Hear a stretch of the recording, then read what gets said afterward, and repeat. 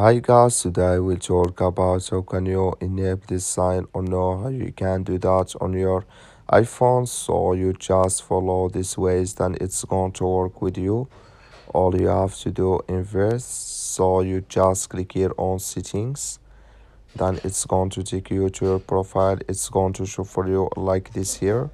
So then all you have to do, you just go down here, then you click here on sounds and Haptics here, then you come to next here. It's going to show for you like this here, then you go down, just keep going down here.